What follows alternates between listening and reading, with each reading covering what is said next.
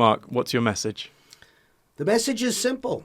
We're brothers and sisters. We're here for a very short time on the planet. And we should celebrate the fact that we're here. We should love each other. We should get along. We've been talking about this concept of peace for generations now. I think the time has come where we got to get it done.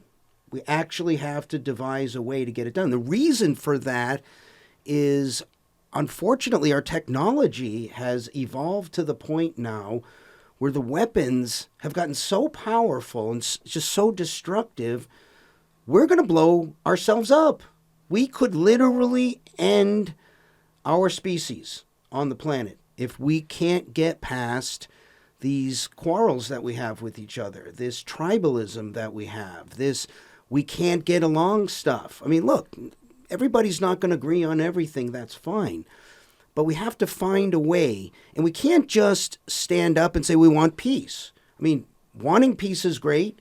Talking about it is great. Marching for peace is great. Shirts that say I want peace is great. All that's great. Praying for peace, arguing for it, giving speeches about it, all of that is great. We got to have a plan.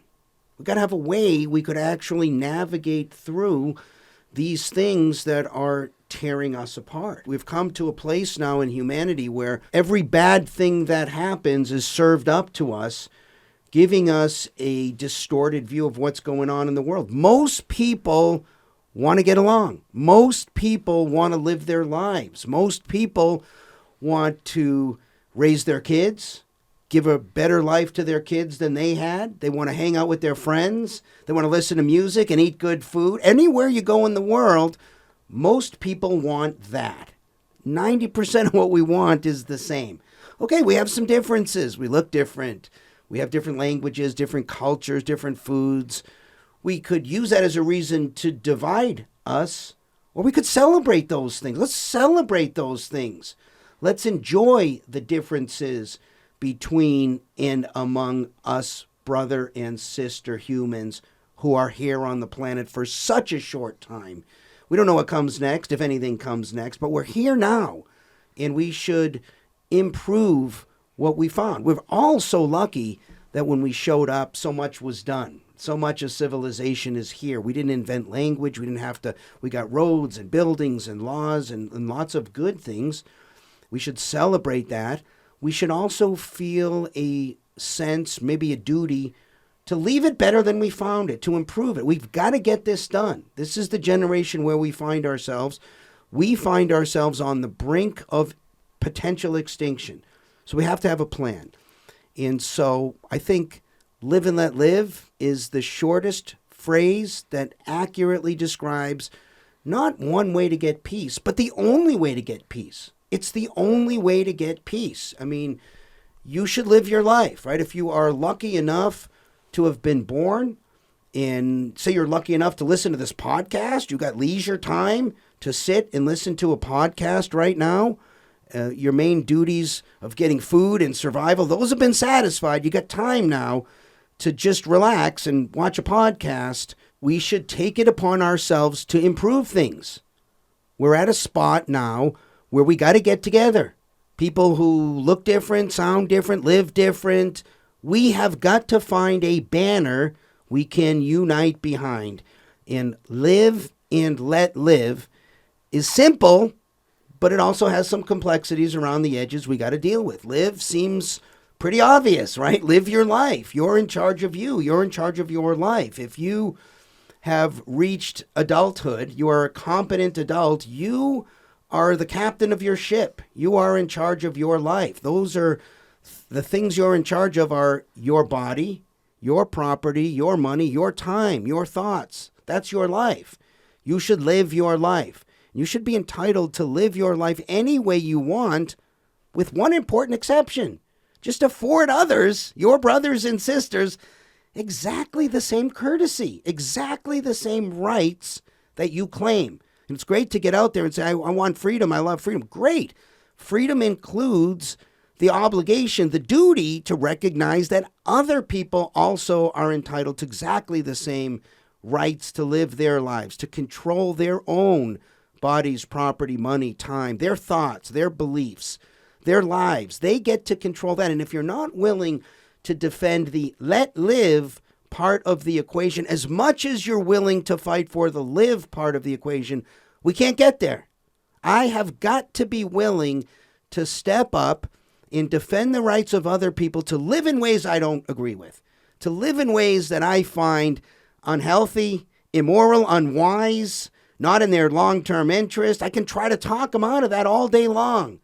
And if you're an excellent human, you should. But at the end of the day, I have to not just recognize their right to make peaceful decisions over their lives, but also defend it as much as I would defend my right to live in ways I want to live. So that's really what Live and Let Live is about. And how do you fail to let live? You aggress. You aggress on other people. There's one rule that we need to coalesce around. It's just really only one. Don't aggress. That's the rule. Okay, the first thing that comes to people's minds when I say that is, okay, that sounds great, Mark. What does it mean to aggress? Well, look, fortunately, I've been a criminal defense lawyer for 30 years, and most of my time has been spent thinking about what that word means, to aggress. I could summarize that by saying aggression encompasses all victim crimes. All victim crimes in a civilized criminal code. That's what we're talking about, aggression. So we could break that down, and I'm a lawyer, so I break it down. I think this is, if you're going to have one rule, you got to be very clear about what that rule is. Don't aggress. You have to define what aggression is. Aggression is several things. One of those things is initiating non-consensual physical force against another person or their property. Okay, that's a bit of a mouthful. You got to break that down a little bit. We're talking about an initiation of force, not a response to somebody else's initiation. That's not aggression. We call that self-defense or defense of a third party. It's an initiation of non-consensual physical force. Why does it have to be non-consensual? Well, because competent adults can consent to whatever they want. Think of a boxing match or American football game or even a international football game, which we call soccer. People sometimes run into each other. They initiate physical force, but it's consensual so long as it's within the scope of that consent, within what the game allows. So it has to be in initiation of non-consensual when we're talking physical force. This doesn't include words. If somebody says something that offends you, that's your fault. You chose to be offended. They didn't aggress against you. Maybe they said something that they shouldn't have said. Maybe it's impolite. We might do our best to talk them into saying it differently. But that's not aggression. We're talking about physical force against another person or their property. That includes theft. This includes every version of trespass, assault.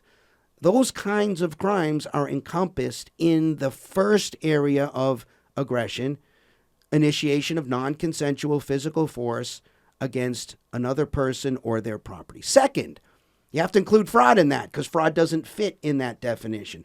Fraud is essentially stealing somebody's property through trickery. Also, coercion goes into that box. Granted, each of these things requires intricate definitions at the edges. People will disagree.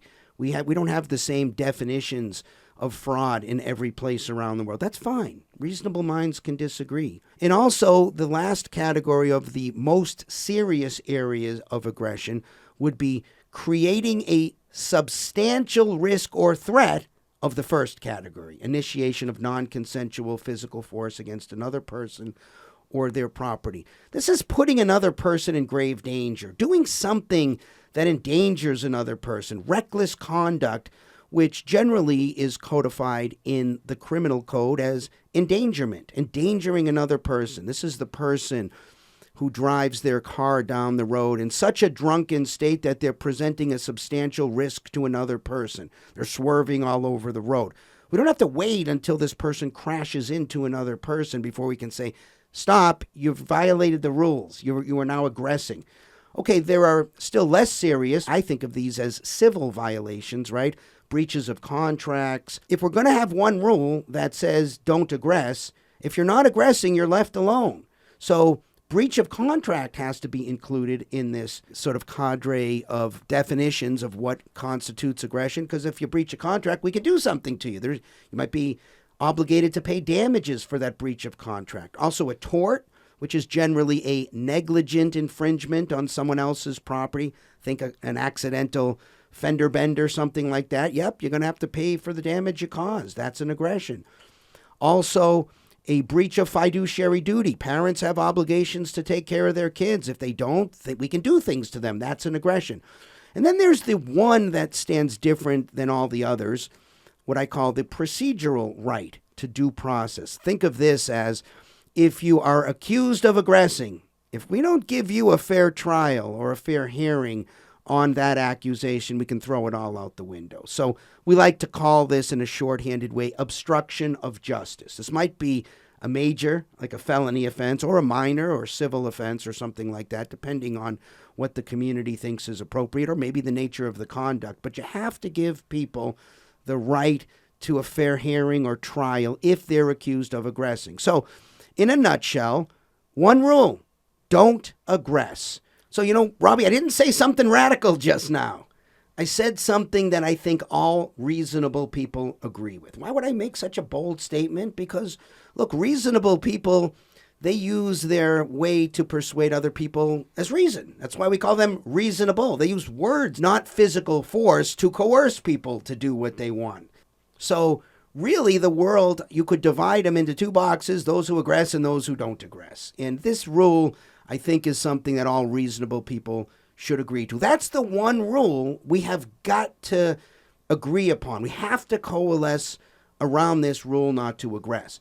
And we should make no exceptions for this rule. This rule should apply to all people, everybody. I don't care what the color of your skin is, what your sexual preferences, where you were born, what your religious preferences or lack of religious preference. This rule applies to everybody, no exceptions. Doesn't matter if you form a group of people. It doesn't matter if you're a big organization or if you're a corporation or if you're the biggest group of all, the government. This rule we should apply equally to everyone in all circumstances with no exceptions. Aggression, hitting people in the face, taking their property, right? Frauding them, coercing them, or putting them in danger. That's what I just laid out in a detailed way. That's the rule we got to stop breaking. There's no excuse to aggress. We got to coalesce around that rule. Now, look, there are disagreements at the edges about that rule. We have to put those types of disagreements into one of two boxes. There are reasonable disagreements on the edges, and there are unreasonable disagreements on the edges. Most of this stuff is not a disagreement, right? If one person punches another in the face for the fun of it, there's no argument that this is not an aggression. But there are some cases around the edges where reasonable minds disagree. If reasonable minds disagree, we should respect that reasonable people come to different conclusions on hard questions. What should we do with that? Should we fight about it? Should we become tribal about it? Should we hate each other over it? No, I suggest we don't do any of those things. If reasonable minds disagree about some of the finer points, because there's always finer points, no matter what rule, no matter how finely you try to define it at the edges, there will always be disagreement. We call these sometimes the gray areas. If you have a reasonable disagreement, then you should let the local community decide. What's the other alternative? You have one rule and impose it on everybody? We shouldn't do that. We're trying to get to global peace. This is the main value of what our movement is about, right? Freedom, peace, and our highest collective level of prosperity that we can bring about. And so we don't want to fight. Why is it good to put these reasonable disagreements in the local community? Well, because these serve as little laboratories of freedom. Let's see how this version, this reasonable construction of that rule, don't aggress, let's see how it plays out in a small community. Also, look, if you just really don't like that rule, no problem. It's very easy. The transaction cost is low to move to the next community, much easier than moving to another country or another state or different region of where you live. A small community makes it easy. If you really are offended by the rule that community selected, move to the next community. Boycott that community. Don't have dinner there. Don't work there. That's easy. We can put economic pressures on local communities that select reasonable versions of the rule that we disagree upon, that you don't like. No problem. That's fine. Then there are unreasonable constructions, right? An example of an unreasonable construction might be, well, look, the failure of a woman to wear a headscarf when she goes outside. If some community says that's an aggression because it's offended people, might not be a smart thing to do, might not be a wise thing to do in terms of just acting as a proper human being. You might be offending people, but it's not an aggression. If you call that an aggression, that's not a reasonable construction of the rule that I just put out there. In unreasonable constructions of the rule, we should say that those aren't valid constructions of the rule. We have to make this distinction. There's not going to be a perfect construction here. We have to recognize that. Not everybody's going to agree. Not everybody agrees not to aggress. Some people say, I like to aggress. I punch people in the face and take their money. They may not consent to our rule. That's okay. If you consent to that rule, to not aggress, come join us. If you think aggression is wrong, join us. We're the group who very clearly thinks aggression is wrong, is doing everything we can to make all aggression illegal. That's what we're really saying. Aggression should be illegal, right? If you don't agree with that, okay, as soon as we can stop you, we will. This is the thief who says, I didn't agree to not steal your property. The rapist who says, I don't agree not to rape people. We don't need your agreement here. If we can stop you, we will. If we can't, then we'll give you a scrupulously fair trial to the best of our ability. If it turns out you aggressed, there's consequences for that. That's what jails and prisons are for. So I've laid out really 50% of what I call the live and let live philosophy, right? Live and let live is a phrase. It comes with a philosophy, the live and let live philosophy. That's what we're pushing. The live and let live philosophy has two principles. A legal principle, the one I've just been talking about, don't aggress. If somebody aggresses, this should be against the law. There's no choices here. There's no option to violate the law. There's no exceptions to that. If you violate the legal principle, you've acted illegally and there should have consequences. You get a fair trial, but you can be punished for that. That's 50% of the philosophy. The other 50% is a different principle. It's a moral principle. It's important to talk about morality. We've shied away from talking about morality. Understandably so. We don't agree on where morality comes from. We don't all agree on all aspects of morality. Once you stick your big toe in the pond of a discussion about morality, this can become very divisive. But to stay away from morality, to not talk about it and pretend like it's not important, to try to get to freedom and peace and prosperity and our highest level of prosperity, and to live our best lives with each other here on the planet, is to evade reality. Morality is important, and we should talk about it. But the difference between a moral principle and a legal principle, you heard me say previously, doesn't matter if you don't agree. You have to comply with the law. That's what the law is. That's what it means. And the only thing to force people into compliance is the rule, don't aggress. I don't feel bad about telling people you don't get to aggress even if you don't agree. I don't feel bad about that. But a moral rule, this is a suggestion. We got to be crystal clear about morality. If we're going to say something about morality, we got to recognize the stark difference between a legal rule and a moral rule. A moral rule, I can try my best to convince you, but I don't get to impose my morality on you. And we in Live and Let Live, we don't start the discussion with where does morality come from. People feel differently about this, and it's fine. You noticed I didn't say why you shouldn't aggress either on the legal side. If you agree aggression is wrong, fantastic. Welcome to Live and Let Live. Why you agree aggression is wrong, it could be 30 different explanations about why it doesn't matter to us. If you think it's wrong, welcome to Live and Let Live. Same on the moral side. Our moral principle, we explain that simply with the phrase, be an excellent human. Now, most people already know what I'm talking about. Some people are going to say, okay, Mark, what is an excellent human? Let me say back, you know what I'm talking about. I think you got a pretty good idea what it means to be an excellent human. First off, it means you don't aggress. There's no way to aggress and be an excellent human, right? If you are violating the legal rule, there's no chance that you can be an excellent human. But just because you comply with the legal rule isn't enough. We want to convince you to comply with the moral rule.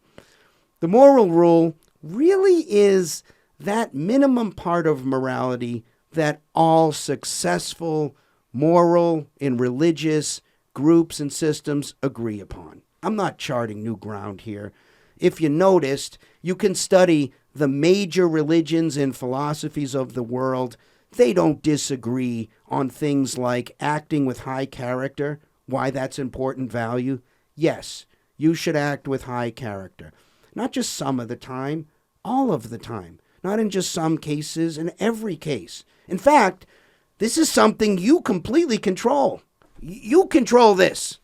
You get to decide for yourself whether you act with high character or low character in any circumstance. Nobody can prevent you from acting with high character. Sure, people can push you and kick you and beat you up and steal your property, but they can't make you act with low character. This is something you are 100% in control of.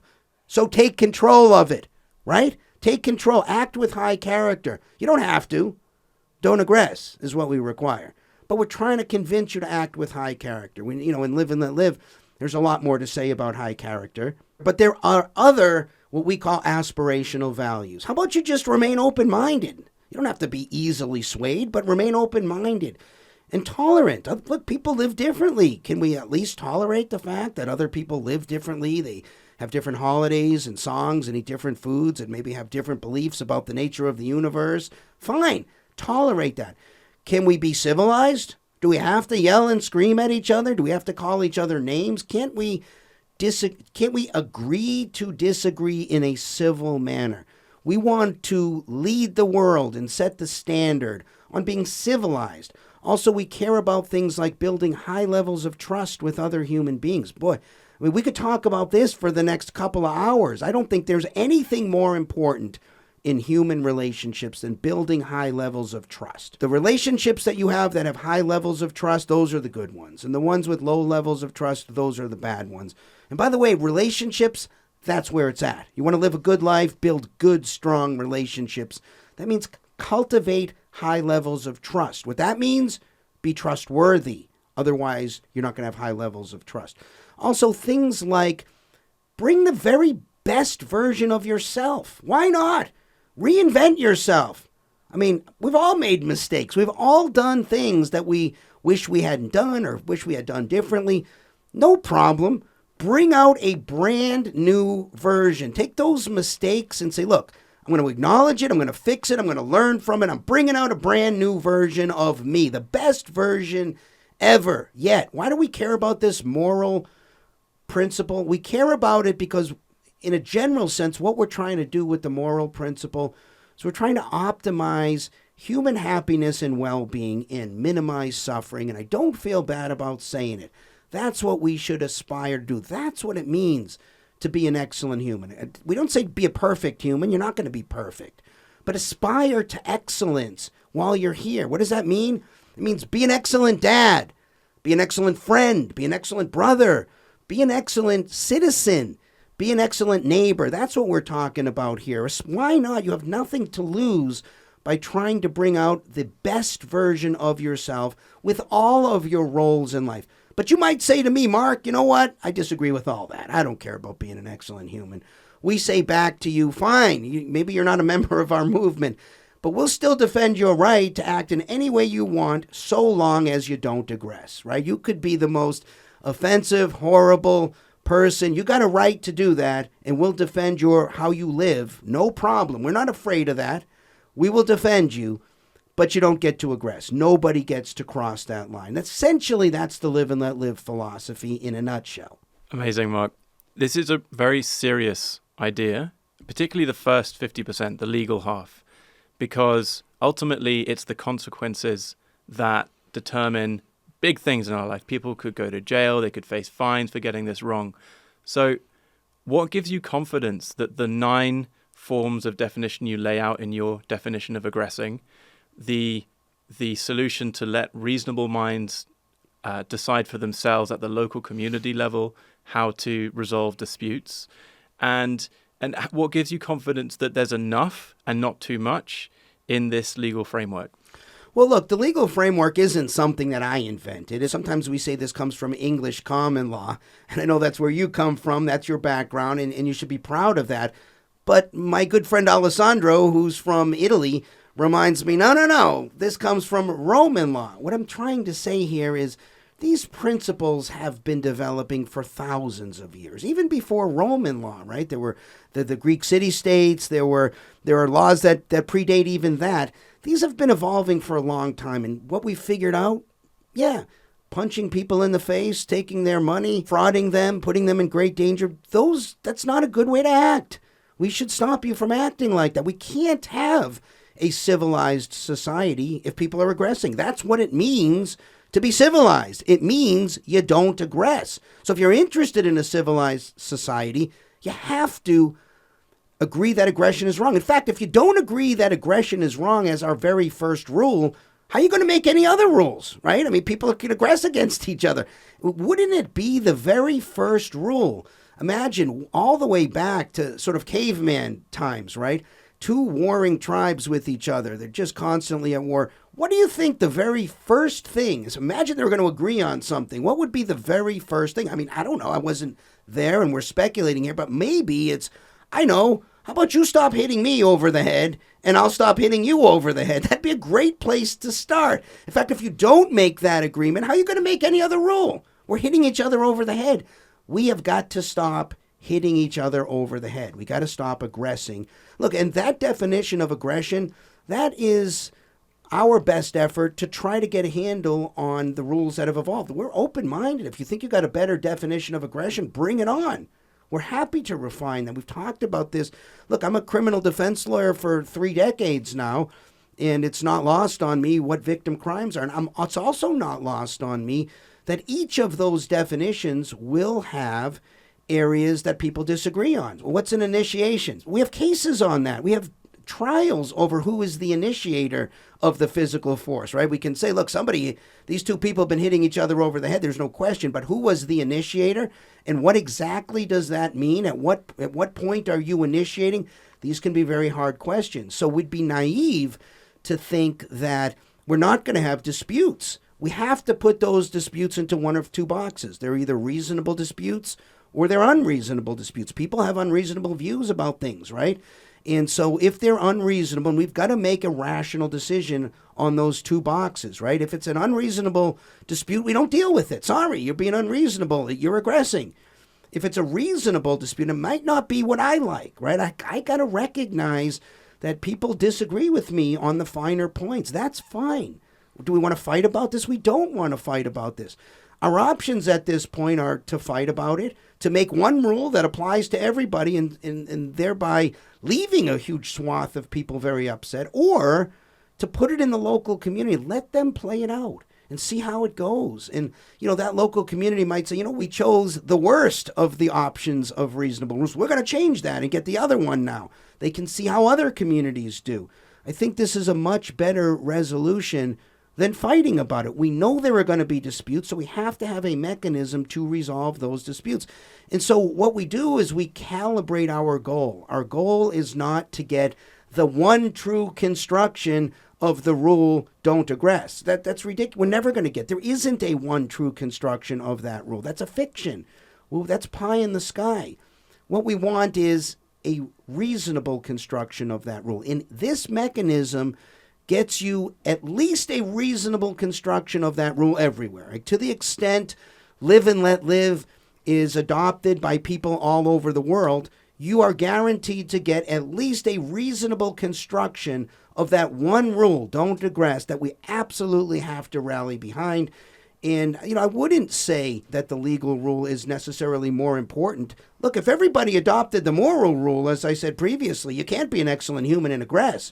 That covers it. Just voluntarily adopt the moral rule. Now we get more than just don't aggress. We get, don't aggress will get you to freedom, right? If we stopped hitting each other over the head and respected each other's property, we get freedom. But we're shooting higher than for freedom. We're trying to go for peace. And peace requires, of course, that we don't hit each other over the head, that we don't aggress. But it requires something else. Peace requires I care a little bit about someone else, that I show a little bit of compassion and concern for another human being, right? I have, dare I say, some love for them. A little bit of love thy neighbor is a good thing. And so the moral rule is really where we're trying to go. And to be fair, we want to push that as far as we can push it. I think that when groups talk about brotherly love, and the Christians talk about this, the Stoics talked a lot about this, other groups talk about this, I think that's where we should be aiming for. You are part of a global community, whether you like it or not. You are part of a tribe, the human tribe, whether you like it or not. Do something to improve that tribe. Care about the members of that tribe. What if I just don't? What if I frankly have prejudice against certain racial groups? I don't want to share my money with anything. I am quite intolerant of people that disagree with me. I'm just generally a low character human being. I'm not actually aggressing. I'm not doing anything that violates any of the 9 points of aggressing. But how would you treat me if you met me in the street and I was saying something really mean to you? How would you deal with me? Well, you're probably not going to get an invite to my house for dinner. I can tell you that. And also, I would do my best to help you because I don't think you live your best life like that. I would say, Robbie, let me pull you aside a second. First off, you have every right to live like. If you're not aggressing, I would certainly defend your right to your legal right to do the things you're doing. But I would try to be a good brother to you and say, Robbie, look, you could have more friends. Your business would be more successful. You make more money. You live a happier, better, more fulfilling life if you act with high character instead of low character. If you are trustworthy instead of violating trust with people. If you, instead of looking at people and saying, oh, look, there's a difference, I don't want to have anything to do with that person because of some immutable characteristic or life choice, you're missing out. Brother, you're missing out on a lot of good people who you could be friends with, who you could do business with, who you could enjoy life with. And if I convince you of that, I did a great service for you. If I don't convince you of that, then I feel bad for you. My thoughts about you are sadness because I feel you're not living your best life, but damn sure I don't tell you how to live. I'll defend your right, your legal right. But if you aggress, if you stick one finger on another person without their consent, I'm not on your side anymore. You have to contain your activities in a way that you don't violate that one rule of aggression. And if you do that, I think that's all we can demand from you, but I'm sure asking you for more. Can you give us an example that brings to life what you mean by reasonable disagreement? Can you think of maybe 2 things that you or other reasonable people might disagree on, and then talk about how a local community decides what the right answer is? Do we prescribe any of those solutions? Yeah, this is a very good question because, as I've said, I'm flagging this in advance. We're going to have reasonable disagreements, and I think we should. People will say, well, who's going to decide what's reasonable and what's not reasonable? We have to have a court system that we trust and good judges who are wise, who have in their hearts and minds live and let live, the very philosophy we're talking about. But let me give you a quick example. If you and I are neighbors and I'm in my backyard and, I happen to enjoy AC/DC on the weekends, right? I go to the gym on Saturday mornings and I like to play AC/DC and I've been known to turn it up a little bit too loud, right?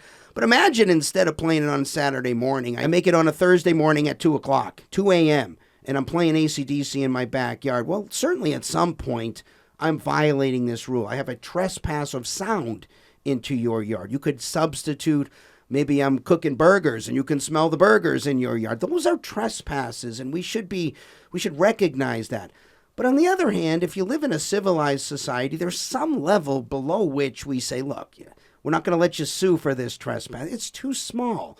In the law, we call that de minimis, right? If you can hear your neighbor speaking in their backyard from your backyard, there's a trespass of sound going on. If you can smell the burgers from their cookout, there's a trespass of smells going on. At some point, though, it's too small. So where exactly is that point? Well, this is a place that reasonable minds can disagree on, and probably they have different ideas in different parts of the country. If you live on Las Vegas Boulevard, 2 o'clock in the morning is still pretty loud. I can assure you that is expected in that community. But if you're in some sleepy community in the suburbs somewhere, that might be a different level of tolerance. We have to allow for that. So Here, again, reasonable minds can disagree. Even in the same sleepy community, you might have neighbors that disagree and say, Mark's AC/DC music is too loud. And, hey, Mark, would you turn it down? And maybe I say, look, I don't think it's too loud. I'm going to keep it at that level. We've got to solve this dispute, right? And so the local community has to make a noise ordinance. They get to decide, they might vote on it. They may have some other procedure. But there's a trespass type issue. And the ones I'm flagging here are all of the category of de minimis. There are many such de minimis, trespass, noise, sound, light. Sometimes people brush up against each other in an elevator. Is that going to be an assault? No. But we should recognize there are areas on the edges. But at some point, those become real trespasses that are actionable. So different communities can come to different conclusions here. They should come to different conclusions. If one community sets the noise ordinance in a place where, it's so loud that people just don't like it, they should go to a different community or change the law in their community. That's perfectly fine. But to try to imagine we had a noise ordinance and we tried to impose that over a whole country, one size fits all answer. No, that doesn't make any sense. Another area, this is one, sounds controversial, but I don't think it's controversial. The question of what's a competent adult. There are many different rights that once you reach competency, now you get the right to do many different things. And so, but exactly where that age of consent is, where a person is now considered an adult and no longer subject to the jurisdiction of their parents or some kind of a guardian with a fiduciary duty who is responsible to make decisions on their behalf. Think medical decisions. At what point is a person entitled to make their own medical decisions? I don't know. Maybe that's 18. Maybe that's 19. Maybe that's 20. Maybe that's 21. And there are places that say until you're 21, you can't make this decision. Think drinking alcohol. Also, it might be lower than that. Some places say 17. We have some places in the United States that say 16. There are some cultures throughout the world that may say 15. People have different opinions here. We have to allow some flexibility. We have to allow local communities to make decisions. If they choose a number that's obviously too low, let me just pick 8. 8 is too low. There's no argument that 8 is the proper age of consent. That we would consider an unreasonable determination. If a local community said, 8-year-olds are now marrying 45-year-olds or even other 8-year-olds, we're marrying them off together or something, I think we could say to that community, no, that is an unreasonable construction of what's a competent adult. If they choose 16 or 15, imagine 15 is the outer edge, and some community goes with 14. All right, they're violating the law. We could do something about that. Might we do something about that? Maybe. May we choose not to? Maybe. I don't know. There are economic decisions. Do we want to invade a local community and say, hey, you are abusing 14-year-olds? Maybe we do, and maybe we don't. That's going to be a function of the will to enforce someone's aggression. And so something on the edge that's even outside the edge, we might say, it's not worth it. I don't want to fight. I want to get to peace. And if there are some questions on the edges like that, we've set a reasonable limit and somebody's slightly outside the reasonable limit, I don't want to go to war over that. I don't want to fight over that. We got to get to peace. And so there are many such questions where reasonable minds disagree. One other that comes to mind, that category about creating a substantial risk or threat. How much explosive material do I get to have in my yard before you can start complaining about it? Well, it might depend on how I store it or what level of knowledge I have. But imagine I've got 2 tons of explosives that are recklessly stored on the border of my property next to yours. Do you have to wait until that explodes before you can tell me, hey, Mark, you got to do something with that? I would say no. But if there's a spot between 1 firecracker and 2 tons of TNT where we got to make decisions, and reasonable minds are bound to disagree here. So we've got to resolve this. And we think letting the local community make these kinds of decisions at least get us to a spot where reasonable minds disagree, where you get a reasonable construction of that rule not to aggress. Because I don't want to fight about the rule not to aggress. If we look around the world today, there's so much suboptimal conditions, people living in real difficulty, poverty, there are wars going on. People listening to this saying, it can't really be as simple as don't aggress and then voluntarily aspire to be an excellent human. It just can't be as simple as that. There must be some catch, some downside. From your perspective, what is the least optimal thing about live and let live? Like, what is the price of peace, the price of freedom? Well, I think that maybe we've been under the illusion, the false illusion that, if we just get the right person elected, if we can just get this law passed or that passed, we could get to freedom and peace and our highest level of prosperity. But that's not the case. Even if you get things passed that you like, the other side's going to someday, they'll be in charge and they're going to undo what you've done. We're in this endless struggle between people wanting to generally impose their way of life on others through the law, right? People want to impose their moral views on other people through the law. And that's the fight we're having, right? People on the right say you should live this way. People on the left say, no, you should live that way. When the right's in charge, they're going to impose their way to live on the left. And when the left's in charge, they're going to impose their way to live on the right. We got to get out of that. We got to stop doing that. The only way we got to get there, and this is the downside, we got to win hearts and minds. There is no shortcut to this. We've got to actually convince enough people. And I say enough because we don't need everybody. We're never going to get everybody. There will be people who just don't agree with the concept of aggressing. We should outlaw that. There will be people who don't like our definition. We don't need everybody. We can't get everybody. No movement's ever had everybody. But we got to get enough. I don't know how many enough is. Certainly 20, 30%, that'll be enough. I have good confidence that if we could get 20 or 30% of the people to believe in their hearts that the live and let live philosophy is the only way to get us to freedom, peace, and prosperity, then we'll get it done. If we don't get enough hearts and minds won, we'll never get it done. There is no shortcut here. That's why we've got to convince people. We've got to tell them about the live and let live philosophy. Some people just want a simple version of the message. Other people are going to say, Mark, how does this apply to immigration and abortion and firearms and, taxes and all the other hard questions that people are wondering about? We've got to have a way to answer that. There are complex issues. We've got to work through them. What I want people to get is there's a principle we want to sell them on. First, there's a principle. The principle is don't aggress.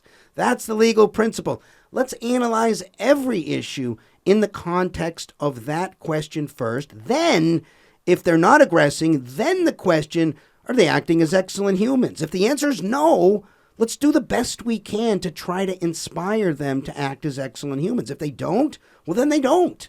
And we have to live with that. That's their fault. That's their mistake. It's their laws. We should do our best to help our brothers and sisters, help them see that it's in their interest to act as excellent humans. So what's the hard part here? It sounds great, but there are some hard parts here, and we got to come to grips with it.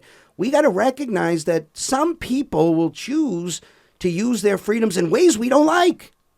There will be people who have offensive views. Think of this in the context of, for people in the United States, the First Amendment, free speech. Okay, speech, defending the right to free speech when people say things you agree with is great, but not impressive. We find out your commitment about free speech when somebody says something that you hate, some horribly offensive, maybe racist, sexist, insert the most offensive thing you can think of. When somebody says that, do you defend their right to say it? Now, there are some qualifiers here. You don't get to say anything you want on somebody else's property. They get to make rules on their property. But to use the law to tell somebody they can't say something, that's where the rubber hits the road, right? Can you defend the rights of other people to say things and to do things that are not aggression, but that we just hate? So I think the thought experiment here would be, insert, the most sacred, holy thing that you can imagine. Maybe the religious symbol that you love the most. If you're not religious, insert your mom's face, your loving face, or your kids, or something like that. And imagine somebody saying or doing the most disrespectful thing they could possibly do with that holy symbol. If it's their symbol and they're on their property and they're not otherwise aggressing, if they're aggressing, we can shut them down. But if they're not aggressing, will you defend that person's right? Not just with speech, but to the death. Will you defend their right to control their own property, to have their own thoughts that do not aggress to the death? I think the answer has to be yes. If we really want this, We've got to come to grips with the hard questions that we will defend the rights of other people to live in ways we don't like, no matter how much we don't like them. Like on one hand, I can say, Robbie, my brother, don't live like this. This is not in your interest. I don't recommend you do this. If you say, Mark, thanks for the concern, but I'm choosing to do it anyway, will I defend your right to do it? Damn straight. 100% of the time. Because I value more your right to run your life than I do my opinion about how you should run your life. It's not up to me to tell you how to run your life. I'll do my best to try to convince you. But if I can't defend your choices, peaceful choices, and you can't defend my peaceful choices, we're not going to get there. We got to defend the rights of people to do things we don't like just as aggressively, just as ferociously as we defend the rights of other people to do things we do like. Until we're ready to do that, we're never going to get to freedom, peace, or our highest level of prosperity. I love it, obviously. Mark, you've had this idea, this vision. What are you doing about it? Well, look, I don't control anything anybody else does. I control what I do. And so I don't have any illusions about that. I have lots of preferences about what other people do. I prefer everybody hears about live and let live. Everybody investigates it. Everybody has their heart and mind won for the live and let live philosophy. And everybody takes action immediately so we can get to freedom, peace, and prosperity around the whole world. That's my preference. I don't control that. I control what I do. I am committed to doing everything within my power to try to make sure we got the right message, to calibrate that message in as fair and reasonable a way as possible. The message is not what's Marc Victor's view. Let's get Marc's view out there in the law or something. I don't tell people how to. In fact, if you read the book I'm writing, you won't even know my opinion. My opinion is irrelevant to the live and let live movement. It's just irrelevant. What's relevant is getting people to understand the two principles, right? Don't aggress. What does aggress mean? It applies to everybody. We're against it in all cases, no exception. And guess what? We can still have a very peaceful world. I mean, that's the question at the end of the day. Do you think we can have a free and peaceful and civilized society without hitting each other over the head? My answer is yes, we can. I think we have the best possible society when we don't hit each other over the head. But even if we didn't, even if we had a less efficient society, a less prosperous society, I would still be for that version because hitting other people over the head is the wrong thing to do. That's our position in live and let live, and we don't have any exceptions to that rule. So I am doing my best to calibrate the message in a way that puts the correct message out there, in a way that puts it out there as simply as possible. Some people want a very simple version of that message. Other people say, Mark, I'm an intellectual. I really want to dig down deep and see if this has been thought through carefully. That's why I'm writing a book. I'm working on it very carefully. I take people through a parade of issues, all the things people are thinking about right now. There's a pretty good chance I have analyzed that specific issue in the book. They're thinking about, okay, great, now I'm sold on it, but how do we implement this? How can it work actually in society? I've dedicated a whole chapter to how would we implement this. People might say, that's great, but that's not where we are now. We got to transition from where we are now to that implementation. How do we do that? I've written a whole chapter on implementing this and transitioning this. Each of those are chapters, and so those are both very important issues. Again, reasonable minds can disagree on how to implement. Reasonable minds can disagree on how to transition. That's fine. Let's win hearts and minds right now for the two principles that make up the live and let live philosophy. I think that's the most important. And then also, I think it's very important to model the conduct. We got to lead. The people who are in this movement have got to be the leaders of this movement, which means we got to model the conduct. We got to walk the talk, not just talk the talk. Talking, it's fine. Talking about acting with the highest character, it's great. We should talk about it.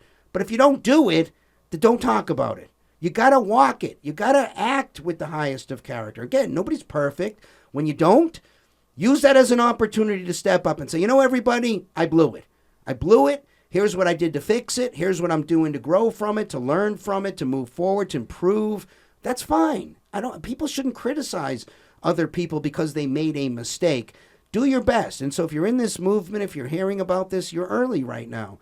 Model the conduct. We don't yell and scream at people. We don't call people names. We act with the highest of character. We hold each other to that standard. I think that's very important. I can't imagine myself writing a book and not talking about parenting. It's one of my very favorite jobs. It's the thing I take most seriously. As speaking as a criminal defense lawyer for the last 3 decades, it's the most common denominator in the violent crimes that I see where I represent people is terrible parenting or complete lack of parenting. This isn't something you can fix by passing a law, thou shalt be good parents. The government can't fix this. We can't change the law and make people be good parents. What we can do is be good parents ourselves and try to do everything we can to inspire others to be good parents. We're not going to fix any of this if we can't parent better. We got to raise our kids with what I call in the book the kindergarten rules. Keep your hands off the other kids and don't take their toys, right? Don't hit the other kids. What do you think we're teaching them in kindergarten? We're teaching them the rule not to aggress. If it's the rule in kindergarten, why wouldn't it be the rule still for adults? It should always be the rule. Those rules we learned, those basic ideas that every major religion supports, don't aggress. We should teach it. We should live it. We should be about it. And then we should be about high character. There's no downside to try to champion acting as an excellent human. Both of those things we got to live. And that's the best way to teach it. Model the conduct. Live it yourself.